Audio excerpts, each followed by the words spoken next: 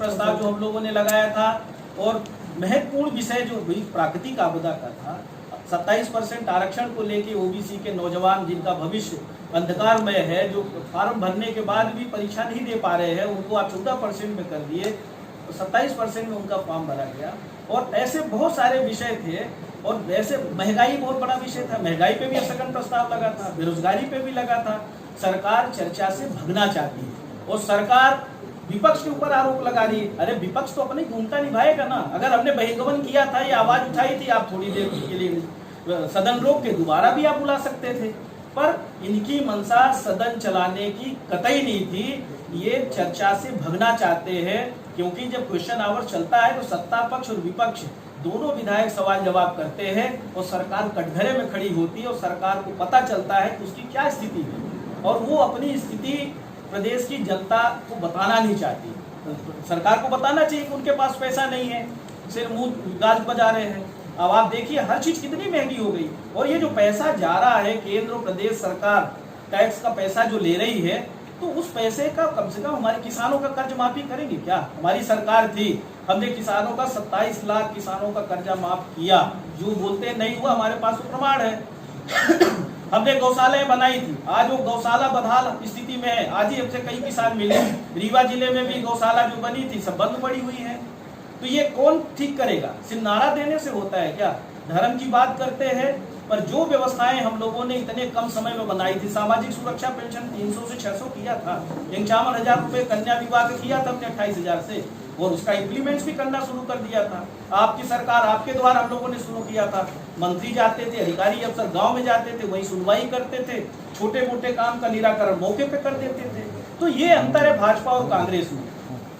आपने कहा सदन से सड़क, क्या प्लान है कांग्रेस का? सदन से सड़क का क्या प्लान है? देखिए, हम लोग, आप देख रहे होंगे, देश में भी देख रहे होंगे, हमारे नेता आदरणीय राहुल गांधी जी भी लगातार प्रदेश और देश की जनता के हित में आवाज बुलंद कर रहे हैं और सड़क पे आके कर रहे हैं। और हम वो भी कई सभी राज्यों में जाएंगे, और हम लोगों की भी जो जिम्मेदारी है अपने विधानसभा क्षेत्र से लेके और जहां तक भी पार्टी की तरफ से जो निर्देश होगा, इन विषयों को हम लोग उठाएंगे, जनता का सहयोग लेंगे, क्योंकि जनता बहुत परेशान है। और हमारी ये नैतिक जिम्मेदारी बनती है, विपक्ष में हमारी जिम्मेदारी बनती है कि सरकार को जगाएं। सो गई है, बहरी हो गई है, सुनाई नहीं दे रहा है, दिखाई नहीं दे रहा है, तो हमारा काम है हिलाने डुलाने का, और हम हिलाते डुलाते रहेंगे। वो कितना हिलेंगे, कितना डुलेंगे, नहीं तो 5 साल अभी होने वाला है, जनता हिला डुला के रवाना कर देगी।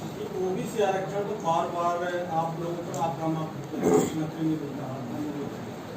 कि कांग्रेस की सरकार ने जानबूझकर फंसाने का काम किया और पैरवी जो करनी चाहिए उस हिसाब से पैरवी नहीं की गई अपने कार्यकाल में, अब आरोप लगा रहे हैं।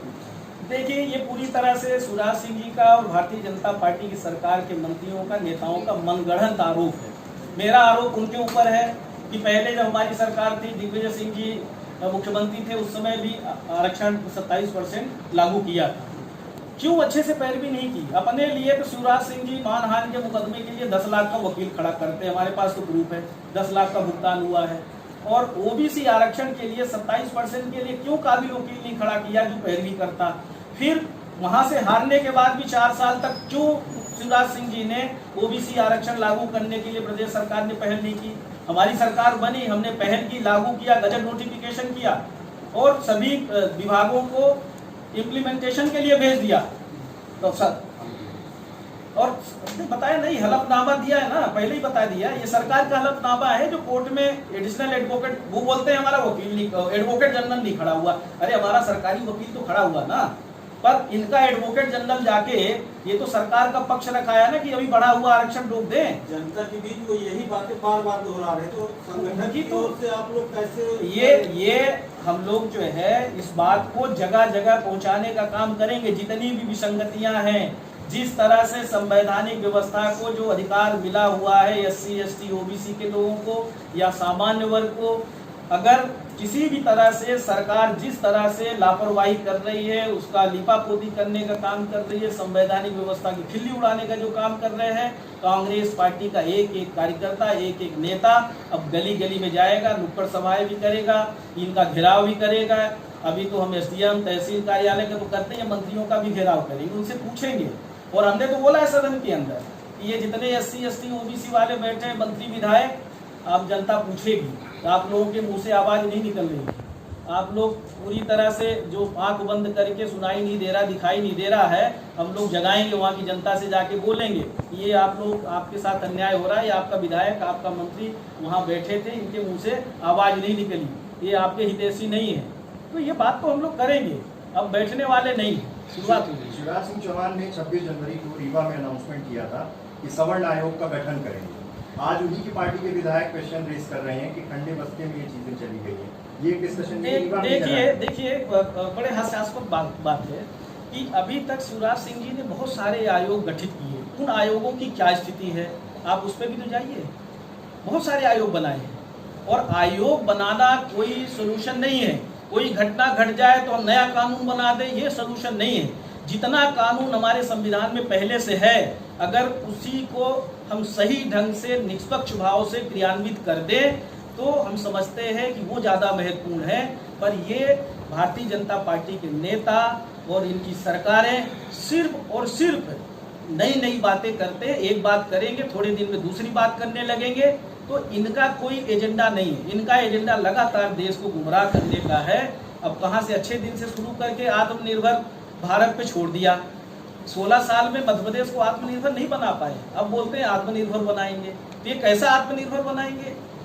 अपने आप को सिर्फ भारतीय जनता पार्टी के नेताओं ने आत्मनिर्भर बनाया, मेरा ये आरोप है। संगठन को लेकर आप कह रहे हैं कि जमीन पर उतरेंगे तमाम चीजें। यहाँ संगठन के प्रभारी बैठक कर रहे थे रीवा में, राजा पटेरिया जी, और यहीं के आपके पार्टी के ही वर्कर उनको टॉप लेवल से लेकर नीचे कार्यकर्ता से लेकर नेता बोलते भी हैं, और हम मिलकर फिर जो कमियां होती है उसको सुधार करके आगे काम करते हैं। यही भाजपा और कांग्रेस में यही अंतर है। भाजपा में तो रघु शर्मा जी ने कुछ बोला था, उनको बाहर का रास्ता दिखा दिया था। यहाँ सच नहीं सुनते, यहाँ तो जो RSS कहता है भाजपा में वो होता है। हमारे यहाँ वो पार्टी है जिसने देश को बलिदान दिया है, देश को आज़ादी दिलाई है, देश के लिए लड़ाई लड़ी है, और यहाँ प्रजातंत्र है। वाकई लोकतंत्र अगर है तो कांग्रेस पार्टी में संगठन का महत्व है, संगठन का महत्व है। सोनिया गांधी जी, आदरणीय राहुल गांधी जी बहुत अच्छा काम कर रहे हैं, और आज देश की आवश्यकता है, जरूरत है। ये पूरी तरह से अगर किसी ने गुमराह करने का काम किया, इस तरह का माहौल पैदा करने का काम किया है, ये मोदी मीडिया ने किया है और मोदी के लोगों ने किया है। ये कांग्रेस पार्टी